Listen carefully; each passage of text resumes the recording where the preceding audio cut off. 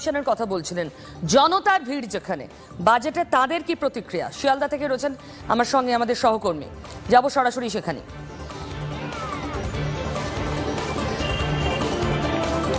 একটু জনতার সঙ্গে যদি কথা বলা যায় শিয়ালদা থেকে, যারা মানুষ তাদের সঙ্গে একটু কথা বলা, একটু সাধারণ মানুষের সঙ্গে কথা বলা ছিল। আজকে বাজেট ঘোষণা করা হলো এবং বাজেটে বলা হয়েছে যে আরও বেশি সংখ্যক ট্রেনের কোচ বন্দে ভারতের মতো হবে, সেটাকে কিভাবে দেখছেন? দেখুন, আমরা লোকাল ট্রেনে যাওয়া আসা করি, ওই ট্রেন সম্পর্কে খুব একটা আইডিয়া নেই, আর রেগুলার আমরা যাওয়া আসা করি না। মোটামুটি আমরা ওকেশনালি যাওয়া আসা করি। কি আশা আছে, যদি কি আশা রাখতে চাই? আসলে বন্দে ভারতে যেটা শুনেছিলাম যে প্রাইসটা একটু বেশি, ফেয়ারটা একটু বেশি। যদি সেরকম হয়ে যায় সমস্ত লোকাল ট্রেনগুলো, তাহলে সাধারণ মানুষের সমস্যাই হবে। যাত্রী স্বাচ্ছন্দ্য বা নিরাপত্তার কোনো আশা রয়েছে? অ্যাটলিস্ট আমাদের এই লাইনগুলোতে যে পরিমাণে বা যে হারে ভিড় হয়, তাতে মনে হয় না যে সিচুয়েশন কোনো রকম চেঞ্জ হবে, তাতে শুধু ভাড়াটাই বাড়বে, আর কিছু চেঞ্জ হওয়ার মতো আশা। আপনার কি প্রতিক্রিয়া যে বন্দে ভারতের মতো আরও কোচ দেওয়া হয় বিভিন্ন ট্রেনগুলোতে? আমি আরও দুজনের সঙ্গে কথা বলার চেষ্টা করব, আপনার সঙ্গে একটু কথা বলার চেষ্টা করব। কোথা থেকে এসেছেন? আজকে রেল বাজেটে ঘোষণা করা হচ্ছে বন্দে ভারতের মতো আরও এই ধরনের বিভিন্ন ট্রেন আসবে, কোচ আসবে, কীভাবে দেখছেন এটাকে? হ্যাঁ, ভালো লাগছে। আমি তো নয়াটি থেকে এসেছি, আমি কলেজে যাচ্ছি এখন। তো লোকাল ট্রেনের ক্ষেত্রে কি আশা রয়েছে আপনার? লোকাল ট্রেনগুলো ভালো, কিন্তু মাঝে মাঝে অনেক জায়গায় দাঁড়িয়ে পড়ে। এটা বন্ধ করা উচিত তাড়াতাড়ি করে। অনেক ধন্যবাদ সুজয়, তোমাকে অনেক ধন্যবাদ। আমি আবার এই যে যারা জনতা, ধরুন যারা অ্যাসপায়ারিং কিছু একটা করবে জীবনে, নিউ এজ, তাদেরকে আরো বেশি করে স্টার্ট আপের দিকে ঠেলা, যেটা হচ্ছে টার্গেট। অনেক বেশি ছোট ছোট ব্যবসায়ী তৈরি হবে, এর ফলে সার্বিক অর্থনীতিতে কি এই দিনটা কি শেষ যে বিরাট বড় চিমনিতে ধোঁয়া বেরোবে, বিরাট ভারী শিল্প, সেই দিনটা কি শেষ? এটা কি নিউ এজ, নিউ এরা, ছোট ছোট ছোট ছোট ব্যবসায়ী, শিল্পপতি যারা ইকোনমিকে স্ট্রং করবে?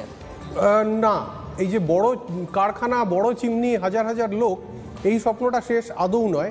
তবে সরকারের হাত ধরে এই কোম্পানিগুলো, এই কারখানাগুলো স্থাপন হবে, সেই জমানাটা শেষ। এই কারখানাগুলো তৈরি হবে বেসরকারি শিল্পের হাত ধরে। প্রচুর বড় কারখানা তৈরি হচ্ছে। আমরা হয়তো নিজেদের রাজ্যে খুব বেশি দেখতে পাচ্ছি না, বড় শিল্প নিয়ে সমস্যা আছে আমরা জানি, কিন্তু তুমি যদি তামিলনাড়ুতে তাকাও, কর্ণাটকে তাকাও, গুজরাটে তাকাও, মহারাষ্ট্রে তাকাও, হরিয়ানা, দিল্লির দিকে তাকাও, প্রচুর বড় কারখানা তৈরি হচ্ছে। ওই চিমনির ধোঁয়াটা এখন অনেক কমে এসছে, কারণ আমাদের দূষণ নিয়ে দেশের প্রচুর কমিটমেন্ট আছে, ফলে সেটা অন্য কথা, কিন্তু বড় কারখানা আছে।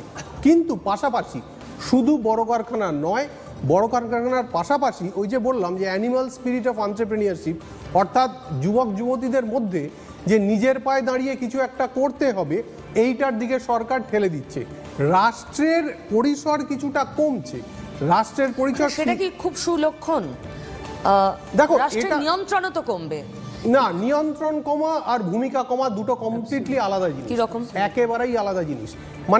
ভূমিকা কমা হচ্ছে, ধরো এক সরকার নিজের থেকে পয়সা ঢেলে একটা কারখানা তৈরি করলো, সেটা হচ্ছে ভূমিকা।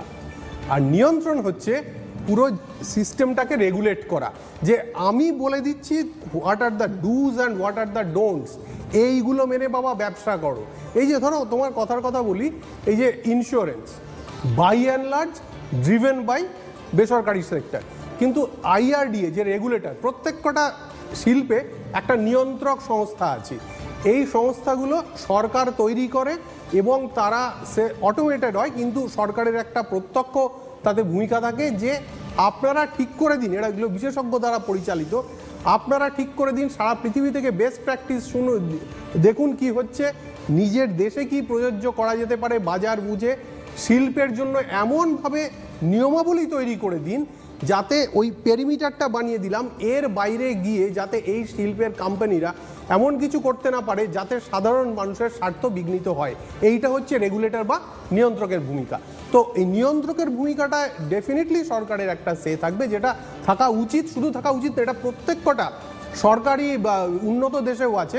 তোমাকে আমি বলি, 1980-র দশকে যখন মার্গারেট থ্যাচার ইংল্যান্ডে প্রচুর প্রাইভেটাইজেশনের একটা বান ডেকেছিলেন, তখন কিন্তু এই প্রত্যেকটা বিষয়, জল, গ্যাস, কয়লা, সর্বত্র উনি কিন্তু এই রেগুলেটর স্থাপন করেছিলেন। কিন্তু ধরুন রাজনীতির, এবার যদি আমরা এটাকে রাজনীতির